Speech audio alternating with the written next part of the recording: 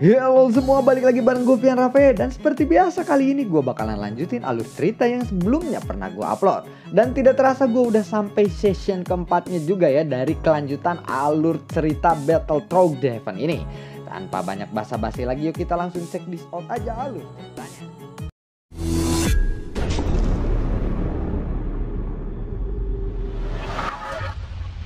Di episode sebelumnya, Xiaoyan berhasil menyelamatkan Sun Er dari Quildan. Ketika dia keluar, Sun Er melihat King Lin. Dia tiba-tiba membuka mulutnya.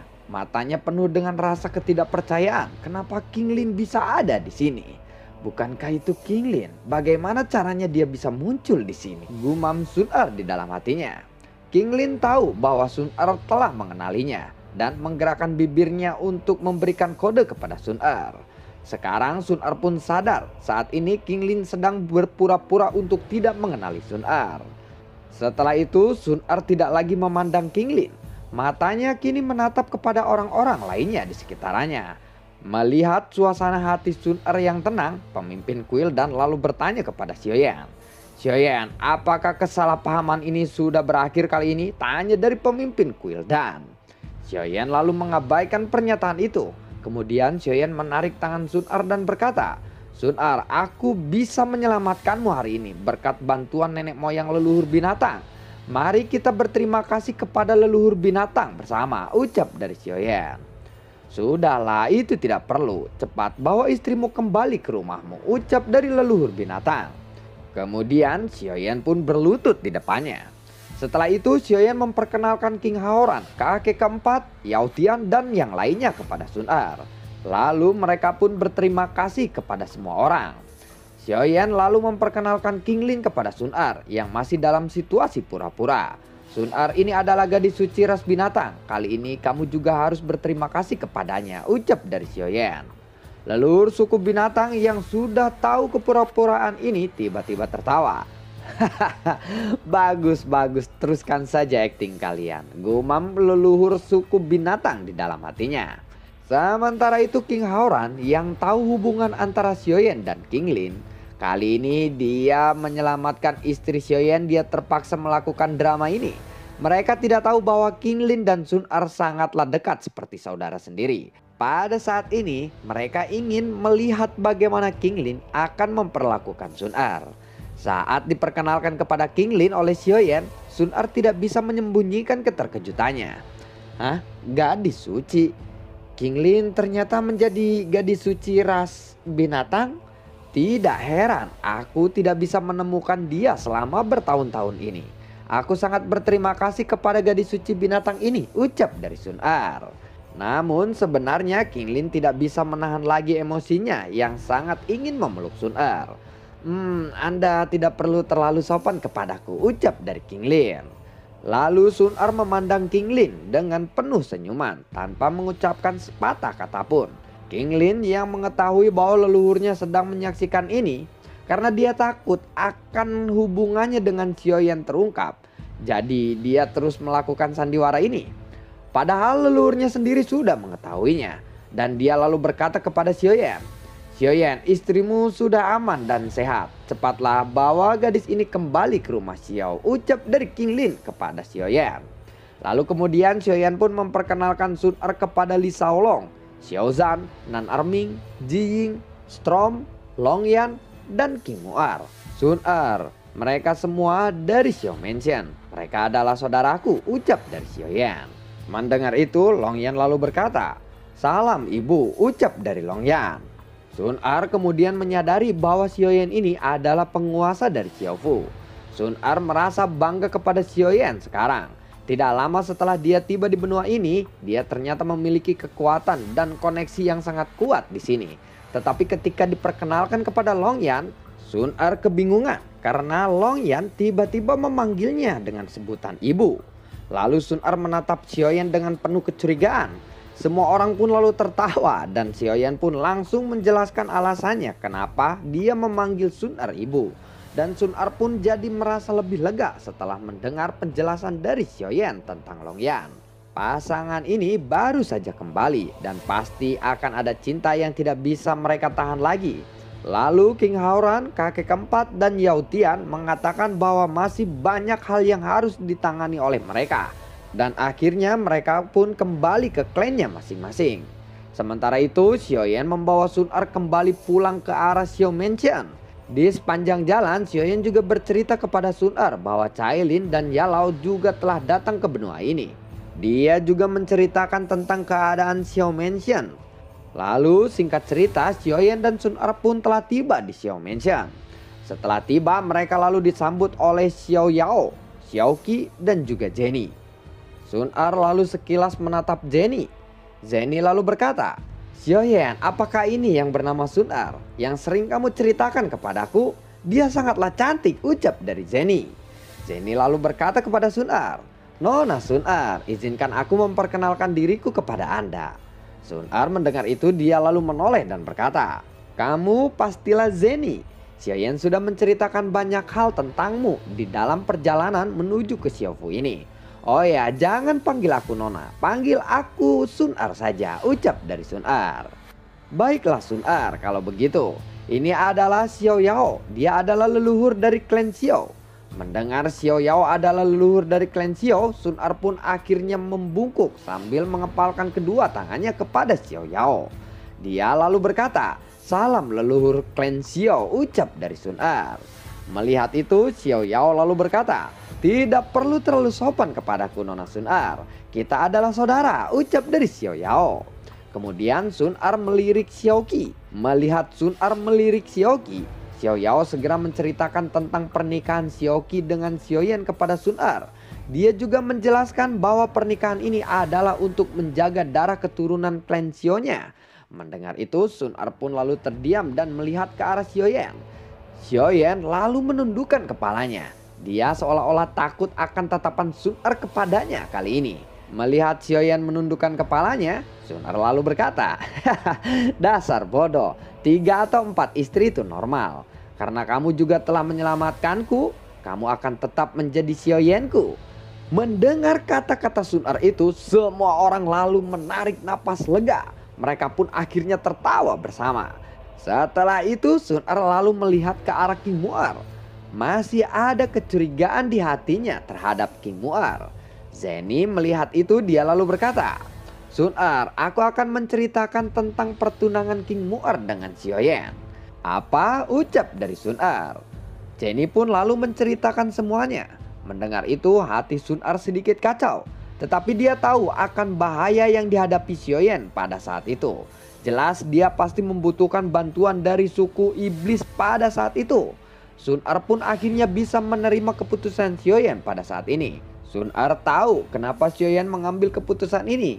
Dia pasti ingin menjaga hubungan orang-orang Xiao dengan keluarga Blood Demon. Lalu Sun Er pun berkata kepada Xiaoyan, "Xiaoyan, apakah Cailin tahu tentang ini?" tanya dari Sun Er. Mendengar itu, Xiaoyan pun akhirnya mengangguk. Sun Er lalu berkata lagi, "Sepertinya aku mulai haus kali ini," ucap dari Sun Er. Xiaoyan pun segera memberikan minuman kepada Sun Er. Dia lalu berkata, "Aku akan menjelaskan tentang semuanya setelah kita selesai di sini," ucap dari Xiaoyan. Lalu semua orang pun melanjutkan sukacita mereka di aula Xiao. Sementara itu, di aula Kuildan terlihat di sana dan Dian yang sedang berwajah muram. Dia berpikir Xiaoyan kali ini benar-benar membuatnya kehilangan kebanggaannya atas pencapaian Kuildan selama ini. Dan Dian lalu berkata kepada tetua pertama, "Tetua, tidakkah kamu merasakan kebahagiaan ketika kamu menatap aula ini sebelumnya? Namun sekarang Xiaoyan benar-benar telah menghilangkan kebanggaan itu." Tetua pertama lalu berkata setelah mendengar itu, "Tetua, tidak perlu terlalu khawatir. Aku juga tidak menyangka bahwa leluhur klan binatang juga akan membantu Xiaoyan kali ini." Mendengar kata-kata itu, dan Dian lalu memukul keras balkon di sampingnya. Danzan yang melihat ayahnya sedang kesal, dia lalu berkata, "Ayah, ini semua salahku. Hingga akhirnya Kuildan harus menanggung rasa malu seperti ini," ucap dari Danzan. Mendengar itu, dan Dian tidak menjawab. Dia hanya melihat Danzan dengan marah. Sementara itu, penetua pertama mendengar kata-kata Danzan, dia lalu berkata, "Tetua, sebenarnya Danzan tidak bersalah kali ini. Dia hanya tidak tahu Tidak tahu bisa dikatakan tidak bersalah. Ini hanya kesalahpahaman. Aku mohon tetua untuk memaafkan Danzan kali ini, ucap dari penetua pertama. Mendengar itu, penetua kedua pun lalu berkata, jika bukan karena leluhur suku binatang, mungkin ini tidak akan terjadi. Tetua ketiga pun lalu berkata, benar tetua, Danzan tidaklah salah. Dia hanya tidak tahu. Dan janganlah engkau menyalahkan Danzan atau menghukumnya, ucap dari penetua ketiga. Mendengar itu, Dandian lalu berkata, lihatlah para tetua yang membelamu itu. Kali ini aku tidak akan menyalahkanmu, tetapi kamu harus memikirkan bagaimana caramu untuk menebusnya di masa depan, ucap Dandian kepada Danzan. Setelah itu dia lalu berkata kepada para tetua, cari tahu apa alasannya leluhur klan binatang kali ini memihak kepada Xiaoyan. Aku benar-benar tidak menyangka bahwa dia akan memiliki hubungan yang spesial dengan orang-orang Xiao kali ini. Mendengar itu, tetua pertama lalu berkata, dikabarkan Xiaoyan telah menemukan gadis suci yang telah menghilang puluhan ribu tahun yang lalu. Itulah sebabnya leluhur klan binatang membantu Xiaoyan kali ini. Tidak hanya itu, dia juga telah memberikan ramuan peremajaan untuk leluhur klan binatang, ucap dari penetua pertama. Mendengar itu, Dandian lalu berkata, apakah karena hal itu saja? Ucap dari Dandian. Penetua pertama lalu berkata lagi, sementara ini hanya itu saja informasi yang kita ketahui, ucap dari penetua pertama. Tetua kedua lalu berkata, tetua, mungkin bagi kita itu adalah hal yang sepele. Akan tetapi mengingat akan sifat ras binatang yang tidak pernah berhutang budi kepada ras manusia, mungkin itu adalah hal yang sangat membuat mereka tidak ingin mempunyai hutang budi kepada ras manusia. Mungkin itu alasannya leluhur klan binatang kali ini membantu Xiaoyan, ucap dari penetua kedua. Setelah mendengar itu, Dandian pun lalu mengangguk. Bisa saja seperti itu. Setelah itu, penetua ketiga lalu berkata, tetua, bagaimanapun Xiaoyan harus tetap disingkirkan mengingat perlakuannya terhadap kita. Mungkin di masa depan leluhur klan binatang tidak akan lagi membantunya. Tetapi mengingat kejadian ini, sepertinya Xiaoyan akan sangat berhati-hati. Untuk itu kita lebih baik untuk memata-matainya. Ketika kita memiliki kesempatan, kita harus membunuhnya dengan cepat. Mendengar itu, Dandian lalu berkata, apakah kamu bodoh? Xiaoyan sekarang bukan lagi kaisar bintang 4 atau 5. Dia sekarang berada di level kaisar bintang 7 menengah. Walaupun kita mengirimkan kaisar bintang 8, semua orang akan tahu siapa itu. Mengingat sangatlah sedikit kaisar bintang 8 di benua ini. Lagi pula rencanamu itu belum tentu berhasil, ucap dari Dandian. Setelah itu Dandian lalu berkata kepada penetua pertama, penetua pertama, apakah kamu memiliki ide lain? Tanya dari Dandian kepada penetua pertama. Mendengar itu, penetua pertama lalu menjawab, memang benar apa yang dikatakan oleh penetua ketiga.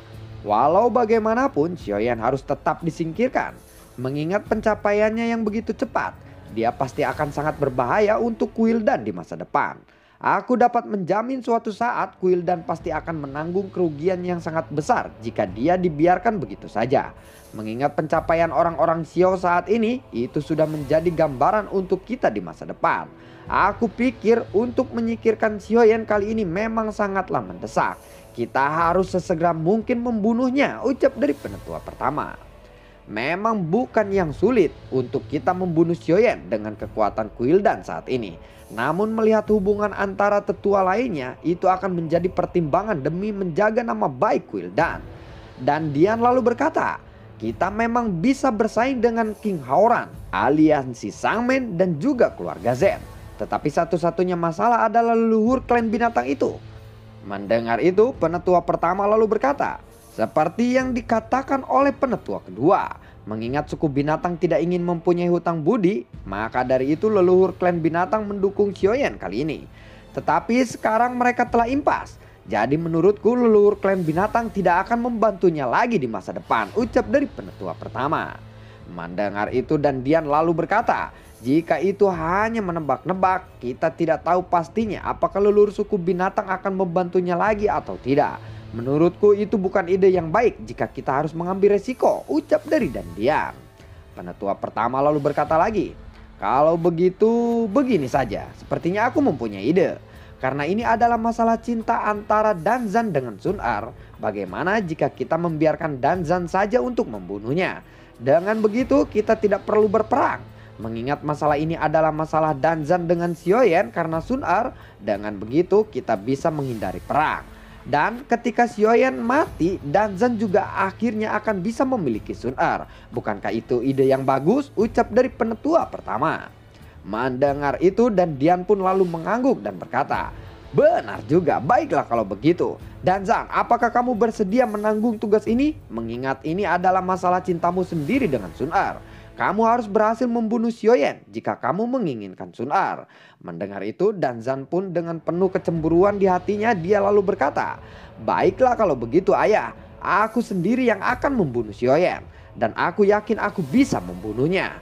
Dan Dian lalu berkata, "Lalu apa yang akan kamu lakukan untuk bisa membunuh Xiaoyan kali ini?" Tanya dari Dian kepada Danzan. "Aku akan mengirim mata-mata di sekitaran Xiao Mansion dan di setiap pintu keluar dari kota Jucheng. Pada saat Xiaoyan keluar dari kota Jucheng, itu akan menjadi kesempatan untukku membunuhnya. Pada saat itu aku akan membawa pasukan yang cukup untuk bisa membunuhnya," ucap dari Danzan. Mendengar itu dan Dian pun lalu menganggukkan kepalanya. Ya, itu adalah ide yang bagus. Tetapi tetua, untuk memastikan Xiaoyan bisa terbunuh, Anda harus mengirimkan Kaisar Bintang 8. Akan tetapi Kaisar Bintang 8 yang kita miliki semuanya adalah para tetua, ucap dari penetua kedua. Mendengar itu dan Dian lalu melihat ke arah para tetua tanpa mengatakan seolah-olah dia sedang memikirkan sesuatu. Penetua pertama lalu berkata, "Xiaoyan sekarang berada di tingkat tengah Kaisar Bintang 7. Begitu juga Danzan, dia juga berada di tingkat menengah Bintang 7. Belum lagi kita akan mengerahkan orang-orang terbaik kita bersamanya, termasuk juga Penetua Wu. Bukankah Penetua Wu juga berada di tingkat awal Bintang 8 pada saat ini? Aku rasa dengan begitu Danzan pasti akan mampu membunuh Xiaoyan," ucap dari penetua pertama. Sementara itu di sebuah pegunungan ada sebuah istana yang megah di tengahnya. Seseorang lalu memberi kabar kepada Chaos Immortal. "Xiaoyan saat ini telah aman," ucap dari orang itu kepada Chaos Immortal. Mendengar itu Chaos Immortal lalu merasa lega. "Baiklah kalau begitu, aku akan segera memberitahu Bibi Huachai tentang ini. Terima kasih atas beritanya yang kamu sampaikan kepada aku hari ini. Ini untukmu, ambillah saja kembaliannya," ucap dari Immortal Chaos kepada orang itu. Lalu dia pun segera memberitahu Bibi Huachai mengenai masalah Xiaoyan. Dia lalu berkata, "Bibi, Xiaoyan telah berhasil membawa Sun-ar dengan baik dan dia baik-baik saja. Bibi tidak usah mengkhawatirkannya lagi," ucap dari Immortal Chaos. Huachai lalu berkata, "Baiklah kalau begitu, akhirnya kita bisa bernapas dengan lega. Mengingat jika sesuatu yang buruk terjadi kepada Xiaoyan, entah apa yang harus kita katakan kepada Cailin jika itu terjadi."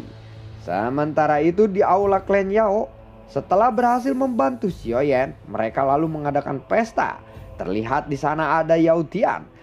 Dia merasa bangga atas pencapaian Xiaoyan kali ini. Dia terlihat sedikit mabuk dan sangat bahagia kali ini.